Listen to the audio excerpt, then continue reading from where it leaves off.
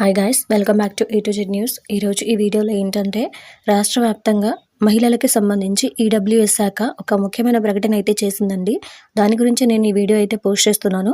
So ఆ అప్డేట్ని అయితే మీ ముందుకు తీసుకొచ్చాను. మరి అదేంటి అనేది క్లియర్గా నేను ఈ వీడియోలో ఎక్స్ప్లెయిన్ చేస్తాను.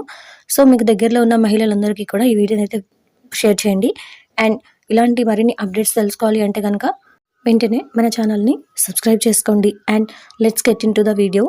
రాష్ట్ర వ్యాప్తంగా 1.2 లక్షల మంది మహిళలకు కుట్టుపై ఉచితంగా శిక్షణతో పాటు మిషన్లను అందించనున్నట్లు బీసీ ఈడబ్ల్యూఎస్ శాఖ మంత్రి సవిత వెల్లడించారు. సో బీసీ, కమ్మ, కాపు, రెడ్డి, క్షత్రియ, ఆర్యవైశ్య, బ్రాహ్మణ, ఈబీసీ వర్గాలకు చెందిన మహిళల ఉపాధి కల్పనకు గాను ఈ నిర్ణయం తీసుకున్నట్లు ఆదివారం ఒక ప్రకటనలో తెలిపారు. అంతర్జాతీయ మహిళా దినోత్సవాన్ని పురస్కరించుకొని రాష్ట్ర వ్యాప్తంగా అన్ని నియోజకవర్గాల్లోనూ ఈ నెల 8 నుంచి శిక్షణ ప్రారంభిస్తామని పేర్కొన్నారు.